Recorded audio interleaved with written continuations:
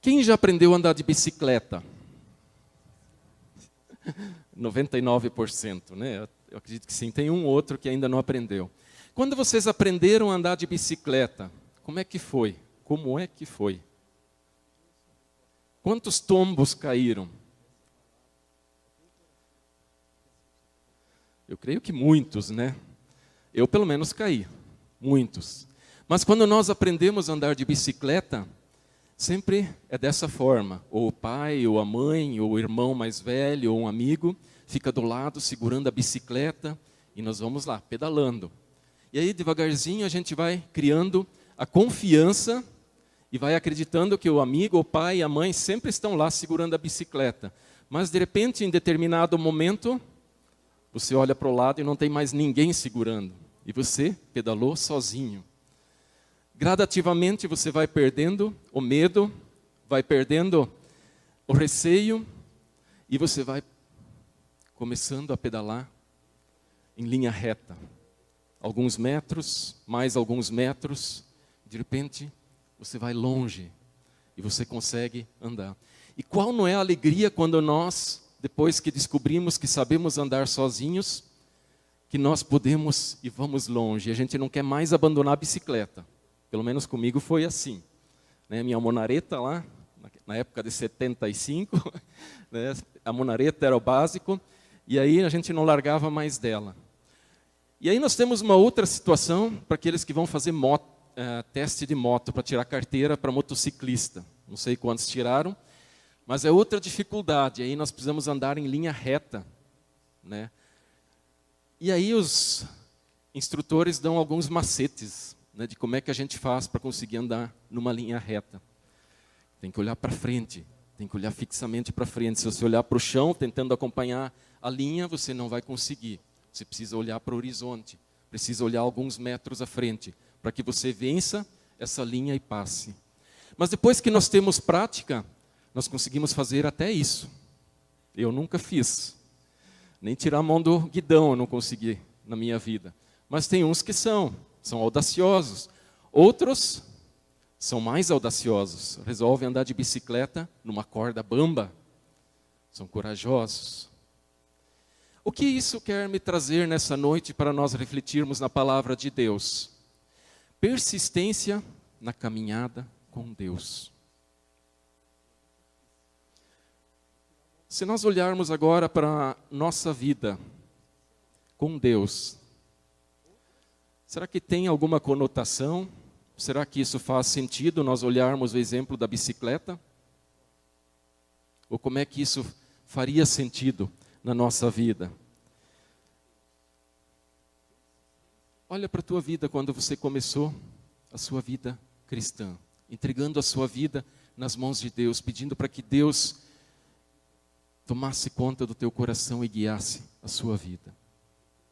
Você começa devagarzinho.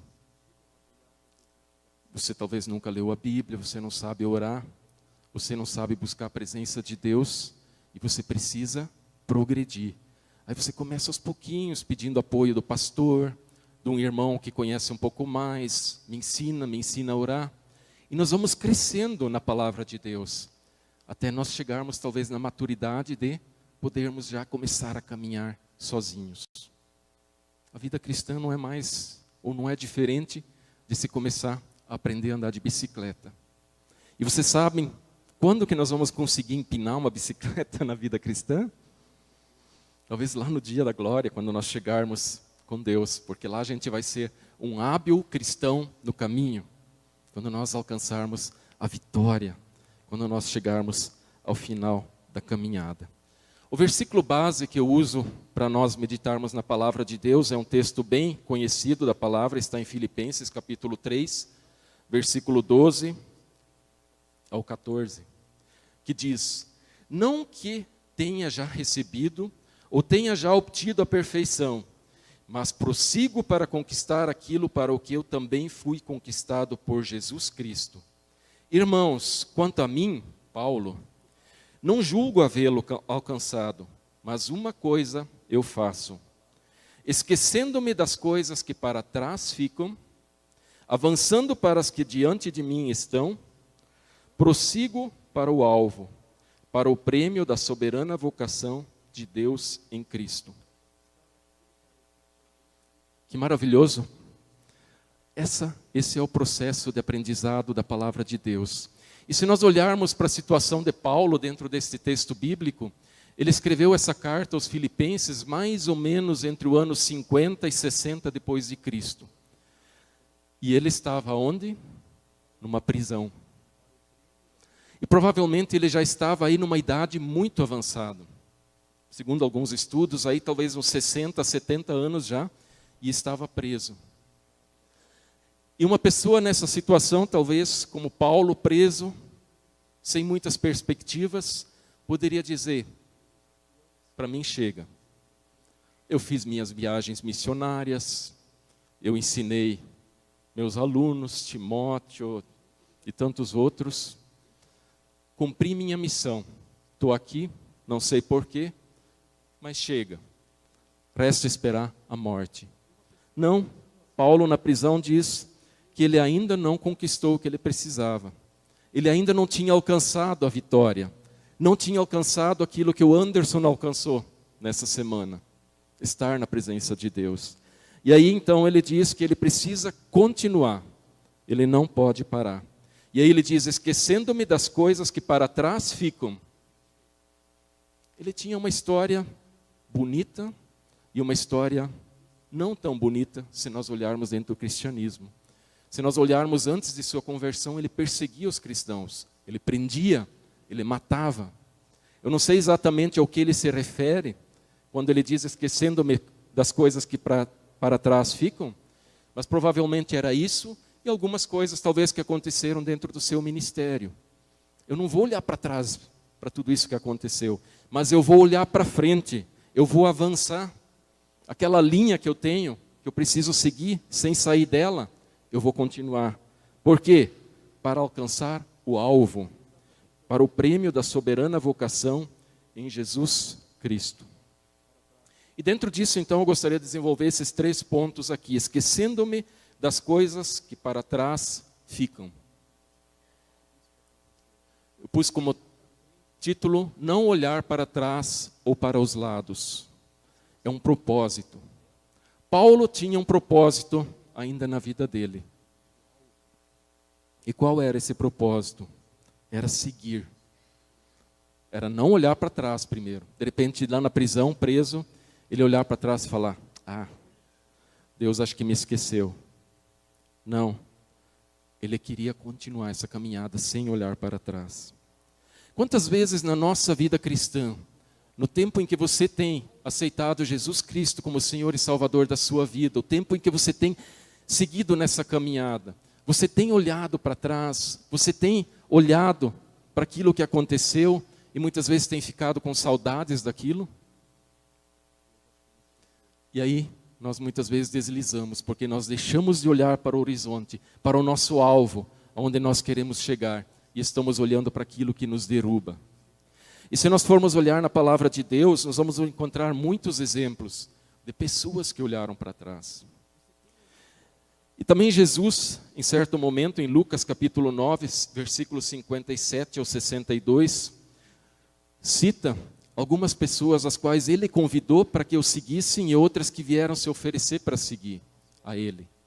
E aí ele tem uma resposta para esses convites, onde diz: indo ele pelo caminho afora, alguém lhe disse: seguir-te-ei para onde quer que fores. Mas Jesus lhe respondeu: as raposas têm seus covis, e as aves do céu ninhos, mas o Filho do Homem não tem aonde reclinar a cabeça.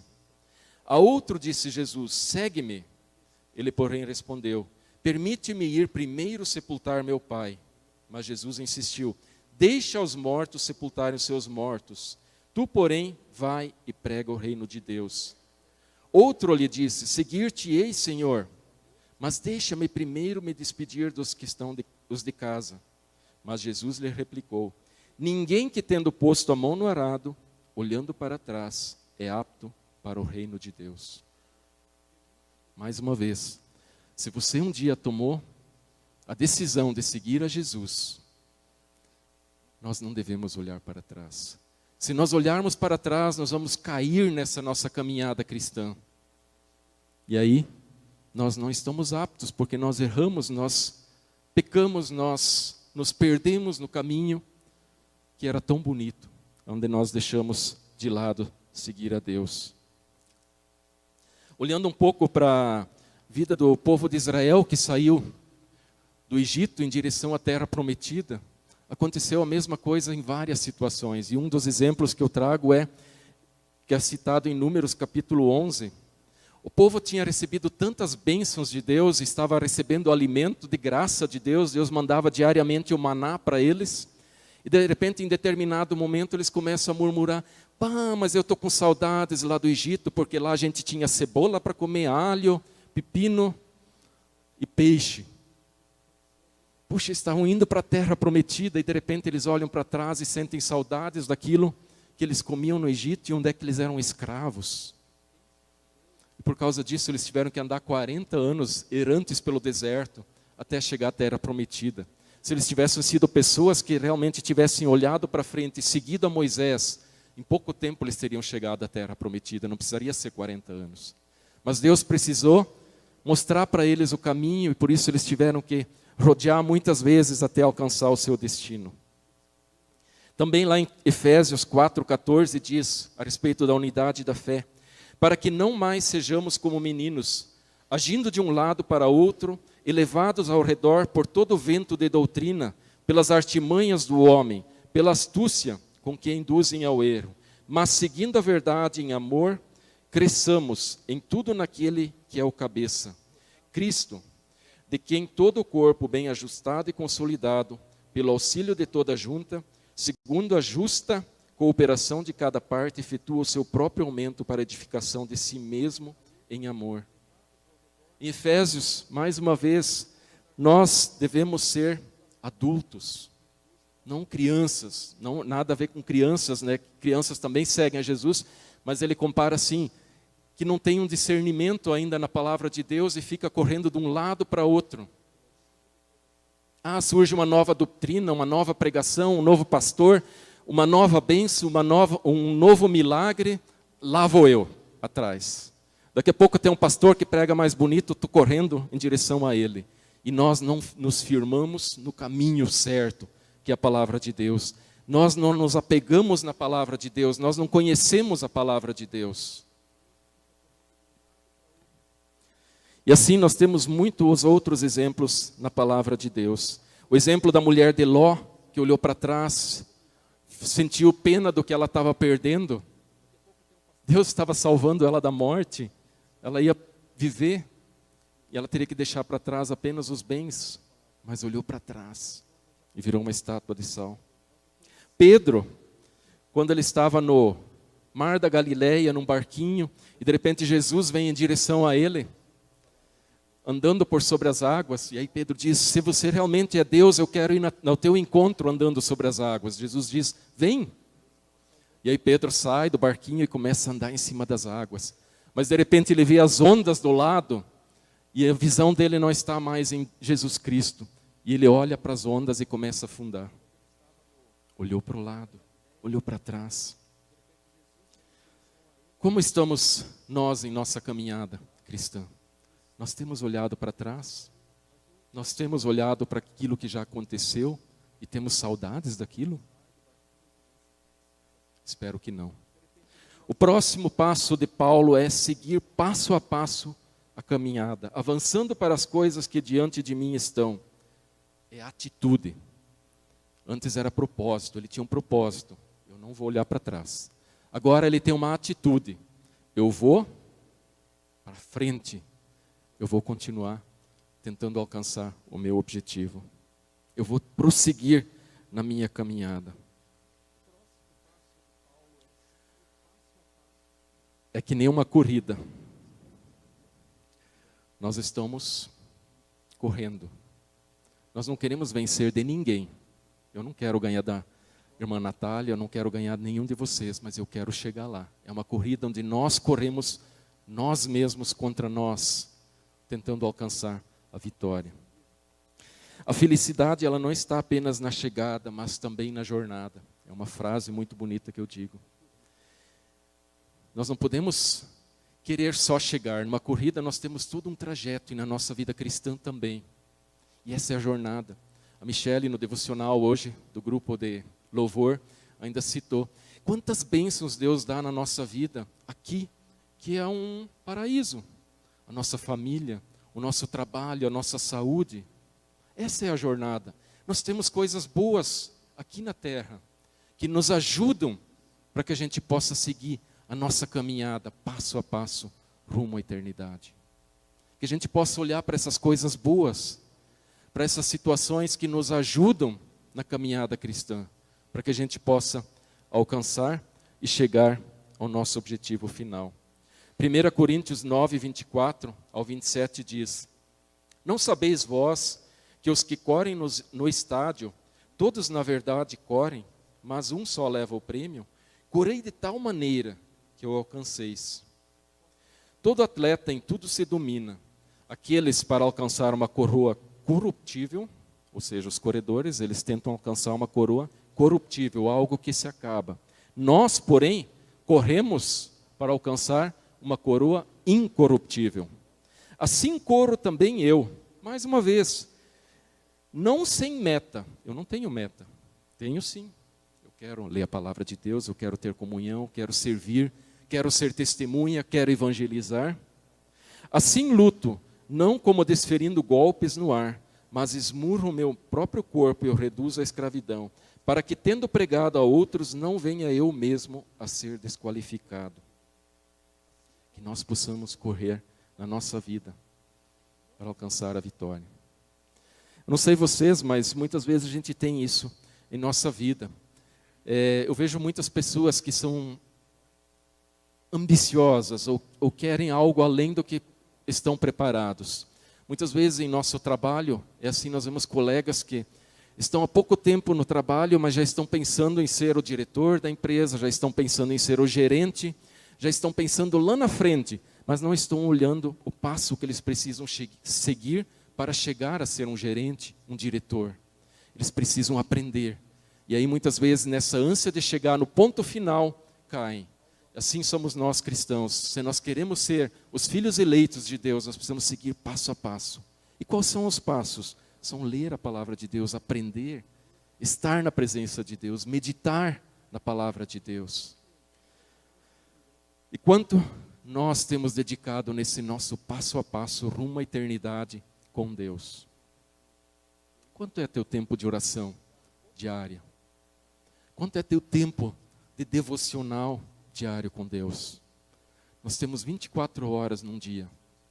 Nós temos tido tempo de tirar 5 minutos, 10 minutos? Quanto tempo nós temos dedicado? Esse é o nosso passo a passo de seguir à frente em nossa caminhada. E por último, olhar fixamente para Jesus Cristo. Quando a gente, não sei quantos aqui já jogaram aquele tiro-alvo, né, aquele brinquedo de criança, né, aquele círculo, onde é que se pega um dardo e joga. Se você não olhar em direção ao alvo, a possibilidade de você acertar ele, qual é? Só depois, talvez, de muito treino, de uns 10 anos treinando, quem sabe você consiga atingir o alvo sem olhar, de olhos fechados. Mas nós precisamos olhar para o alvo, para alcançá-lo. Né, esse alvo. E assim é na vida cristã. Passo a passo, nós precisamos caminhar na nossa vida cristã para alcançar o nosso alvo. Hebreus capítulo 12, versículo 1 e 2 diz: Portanto também nós, visto que temos a rodear-nos tão grande nuvem de testemunhas, desembaraçando-nos de todo o peso e do pecado que tenazmente nos assedia, corramos com perseverança a carreira que nos está proposta, olhando firmemente para o autor e consumador da fé, Jesus Cristo. Alvo. Alvo. Objetivo. Não temos que olhar para outro lugar, nós temos que olhar para o nosso Senhor Jesus Cristo. Esse é o nosso alvo. Esse é o nosso objetivo. E aí o texto bíblico ainda continua: a qual, em troca da alegria que lhes estava proposta, suportou a cruz, não fazendo caso da ignomínia, e está sentado à destra do trono de Deus. Considerai, pois, atentamente aquele que suportou tamanha oposição de pecados contra si mesmo, para que não vos fatigueis desmaiando em vossa alma. Alvo, propósito ou objetivo, aonde nós queremos chegar. Um exemplo disso ainda também é Reis, capítulo 22, versículo 1 e 2, onde nós temos um menino que foi rei. Os jovens, a gente falou bastante essas últimas 2 semanas sobre o jovem segundo o coração de Deus, onde nós olhamos vários exemplos da Bíblia que nos mostram que foram jovens que permaneceram no caminho de Deus, seguiram e alcançaram o seu objetivo. E um deles que a gente acabou não falando foi Josias. Ele foi rei aos 8 anos, um menino. E com essa idade ele começou a reinar, e ele reinou 31 anos em Jerusalém. O pai dele não obedecia às leis de Deus. O pai dele tinha colocado ídolos dentro do templo, adorava ídolos. E esse menino com 8 anos, no momento que o pai dele morre, o rei anterior, ele com 8 anos decide, não, eu vou servir a Deus. Eu vou servir a Deus, e mandou tirar todos os ídolos, todos os postes santos que tinham lá, acabou com todos os profetas dos deuses de pau e pedra, destruiu tudo e falou, não, no templo de Deus só vai ter a palavra de Deus, o livro da lei. E aí ele diz, ele fez o que o Senhor aprova e andou nos caminhos de Davi. Interessante que a Bíblia sempre diz assim, ou o rei andou nos caminhos de Davi, ou não andou. Josias foi um que andou. E aí ele diz no final, sem desviar-se nem para a direita e nem para a esquerda. Ele não se desviou dos caminhos de Deus.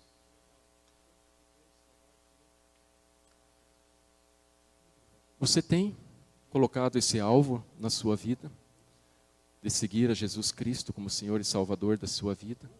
De seguir para alcançar a vitória final? Ainda mais um versículo. O versículo 16 diz, tão somente vivamos de acordo com o que nós já alcançamos. Que é um pouco do exemplo que eu falei antes. Muitas vezes nós queremos ir além do que nós estamos preparados. Mas Paulo ainda nesse livro de Filipenses, capítulo 3, ele diz, tão somente vivamos de acordo com o que nós já alcançamos. Não queira mais. Se você ainda não está preparado para algo a mais, prepare-se. Busque, alimente-se, estude. Busque a comunhão de irmãos para se preparar para chegar para o próximo passo. Que Deus realmente nos ajude, nos capacite, para que a gente possa chegar ao objetivo final. De nada basta você estar aqui na igreja, se você não tem o objetivo de seguir essa caminhada até o fim. Se você está aqui na igreja só por diversão, só porque não tem outro programa no domingo à noite, posso dizer a sinceridade, você está perdendo tempo. Fique em casa, assiste o Fantástico. Mas se você quer alcançar o objetivo final da sua vida, da sua caminhada, e chegar perante o trono da graça, perante Deus, eleito, escolhido, vencedor, você está no caminho certo, você está no lugar certo, você está no ambiente certo, você está com irmãos que têm o mesmo objetivo. Que esse possa ser o objetivo. E eu no meu coração eu quero crer que todos vocês que estão aqui, que vêm nesse templo, que buscam a palavra de Deus, têm como objetivo estar na presença de Deus um dia. Quer seja com 39 anos, quer seja com 10 anos, quer seja com 80, 85, 105. Um dia nós vamos finalizar a nossa vida. E esse é o dia da vitória. Esse é o dia em que nós vamos receber aquela coroa incorruptível em nossa vida. Vamos inclinar nossas cabeças e ter um momento de oração. Pai amado, graças te dou, porque Tu nos dás a oportunidade, Senhor, de cultuarmos a Teu nome, de estarmos na Tua presença, de buscarmos, Senhor, o alimento espiritual para a nossa vida. Assim como Paulo, Senhor, permita que nós possamos colocar em nosso coração o desejo ardente de Te servir dia após dia, momento após momento, minuto após minuto, servirmos, Senhor, tão somente a Ti, seguindo cada passo de nossa vida, cada momento, Senhor, nesse caminho que muitas vezes nos traz ondas que tentam nos derrubar, nos trazem dor, como foi cantado na música, nos trazem sofrimento, mas nós também podemos encontrar aqui nessa caminhada um paraíso, onde nós temos pessoas que estão ao nosso lado, pessoas, Senhor, que têm o mesmo objetivo, quer seja família, quer seja igreja, quer seja irmãos, quer seja pastores. Ajude-nos, Senhor, para que nós possamos firmar e focar no nosso alvo em Jesus Cristo. Que nada nos afaste desse caminho. E que ao sairmos daqui, Senhor, nós possamos ter isso muito forte em nosso coração. Eu quero te servir, Senhor. É isso que nós clamamos, pedimos e agradecemos nessa noite. Abençoa a cada um, Senhor, no retorno para casa. Amém.